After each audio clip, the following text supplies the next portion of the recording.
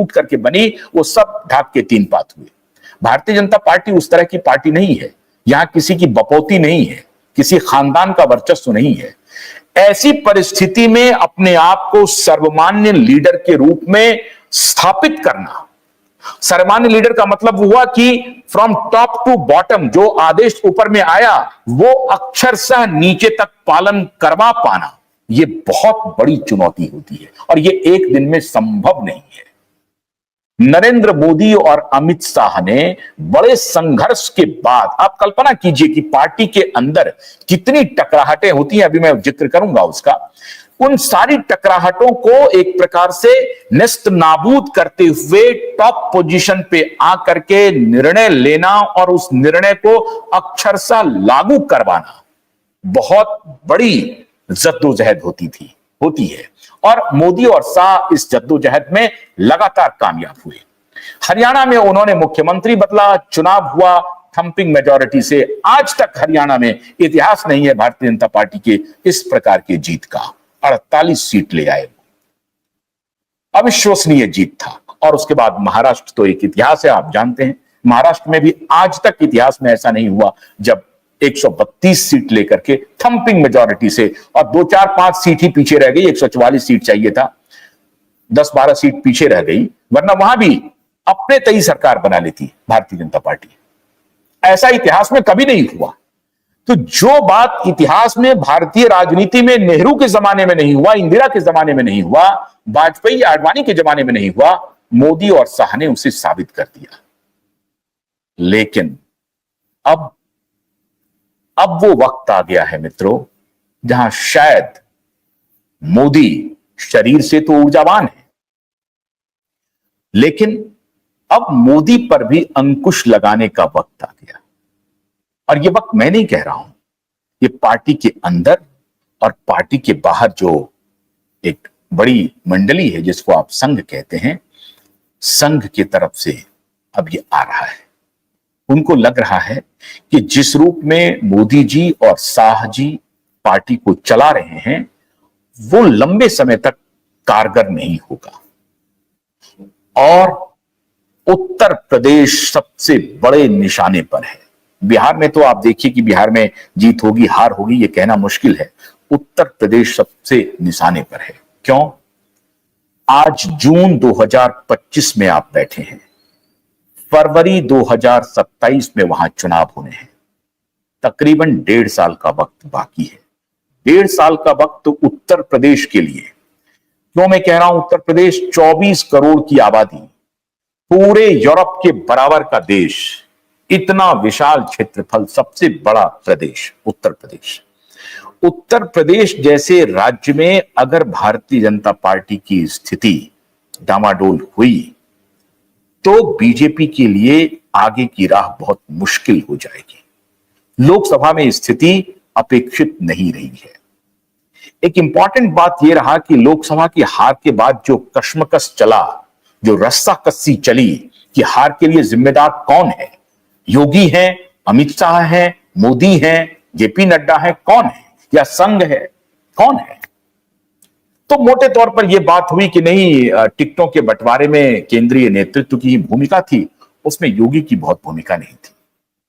और योगी ने कहा कि अभी बाई इलेक्शन होना है, अगर आप ये देखना चाहते हैं तो आप मेरे हाथ में कमान दीजिए, हम आपको अच्छा स्कोर ला करके दिखाएंगे। वही हुआ।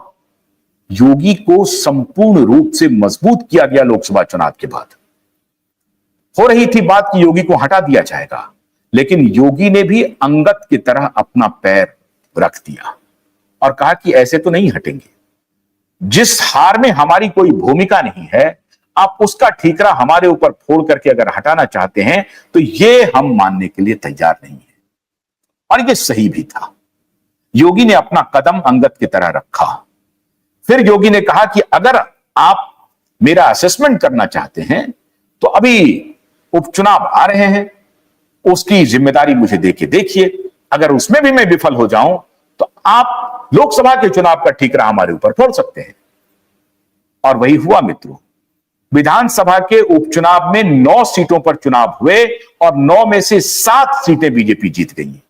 योगी ने अपना इकबाल सबके सामने साबित कर दिया। सिंगल हैंडेडली पार्टी लड़ती है चुनाव, लेकिन लीडरशिप मिली थी योगी को, और योगी ने ये कह करके सबके सामने अपनी बात रख करके कहा कि ये पूरी कमान मुझे दीजिए, मैं जैसे चलाना चाहता हूं मुझे चलाने दीजिए, और यही टेस्ट हो जाएगा हमारा। अगर मैं हार जाऊं तो लोकसभा के हार की भी जिम्मेदारी लेने के लिए तैयार हूं, और अगर मैं जीत जाऊं तो यह बात तय हो जाएगी कि लोकसभा के हार में हमारी कोई भूमिका नहीं है। और योगी ने इस बात को साबित कर दिया मित्रों। 9 में से 7 सीटें योगी निकाल के चले आए, और उसके बाद केंद्रीय नेतृत्व के सामने कोई विकल्प नहीं था। फिर इस बात को दबा दिया गया। कौन हराया, कैसे हारा, क्या हुआ, लेकिन इस बात को दबा दिया। अब वो स्थिति नहीं है मित्रों। अब उत्तर प्रदेश में एक नारा चल रहा है पीडीए का, पिछड़ा दलित अल्पसंख्यक, और इस पीडीए के फॉर्मूले पर उत्तर प्रदेश में लोकसभा के चुनाव में, क्योंकि समाजवादी पार्टी को अनप्रेसिडेंटेड पहली बार अपने जीवन काल में इतनी सीटें आ गई, जैसा मुलायम सिंह के जमाने में भी नहीं आया था, तो उनको लगने लगा है कि ये पीडीए का कॉम्बिनेशन काम कर रहा है। लेकिन इस पीडीए के कॉम्बिनेशन को अयोध्या, बनारस और मथुरा, ये तीनों काउंटर कर पाएगा कि नहीं कर पाएगा, यही सबसे बड़ी चिंता का विषय संघ के लिए बना हुआ है। और यही एक कारण था कि इस इवेंट में, जो लास्ट इवेंट हुआ है जिसमें अमित शाह जी की तस्वीर नहीं छपी, और अमित शाह जी जब उस इवेंट में जाते हैं तो बड़ी तारीफ करते हैं योगी जी की, कोई शक नहीं है। ऐसा बिल्कुल सामने से दिखता है, हो सकता है कि नहीं भी हो, कि अमित शाह और योगी के बीच में कोई टकराहट है, सामने से बिल्कुल नहीं दिखता है, बिल्कुल सौहार्दपूर्ण वातावरण है। लेकिन राजनीतिक हलकों में यह चर्चा आम है, इसलिए अगर मैं ये कहूं कि नहीं नहीं कोई टकराहट नहीं है, तो ये ठीक बात नहीं होगी। टकराहट तो है, और टकराहट अगर मान लीजिए तो स्वस्थ प्रतिद्वंदिता तो है। टकराहट नहीं तो स्वस्थ प्रतिद्वंदिता मान लीजिए, भारतीय जनता पार्टी के शब्दों में ये एक स्वस्थ प्रतिद्वंदिता है योगी और अमित शाह जी के बीच में, यही मान करके चलते हैं। लेकिन अमित शाह ने उसी इवेंट में केशव प्रसाद मौर्य को प्रिय मित्र कहा, और ये जो प्रिय मित्र का संबोधन था, ये संबोधन असहज करने वाला है किन्हें? योगी गुट को, कि केशव प्रसाद मौर्य को प्रिय मित्र क्यों कहा जा रहा है। अब मोदी और अमित शाह जान रहे हैं कि इस देश में जो ओबीसी पॉलिटिक्स का उभार है, उसे कैसे काउंटर किया जाए, उसको कैसे छेद किया जाए, उसको कैसे हराया जाए।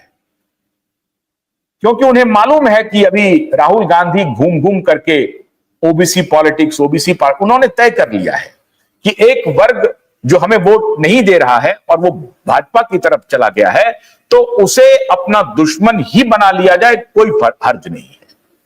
तो उसे दुश्मन मान के चल रहा है, कोई बात नहीं है। जैसे भारतीय जनता पार्टी, इनको मालूम है कि अकलियत का वोट इन्हें नहीं मिलता है, तो एक प्रकार से इन्होंने भी उनको दुश्मन मान लिया है। ऊपर से नहीं है, लेकिन वो मान के चलते हैं कि ये पॉलिटिकल राइवल है, इनके वोट की हमें दरकार नहीं है, इनसे हमें वोट नहीं चाहिए।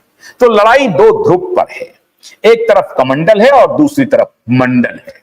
तो क्या 1990 की बात दोहराई जाएगी आने वाले 2029 में? इसकी संभावना दूर दूर तक नहीं लग रही है, दूर दूर तक नहीं, क्योंकि वो कोशिश कर रहे हैं, क्योंकि वो स्टॉलवर्ट लीडर नहीं है जो इस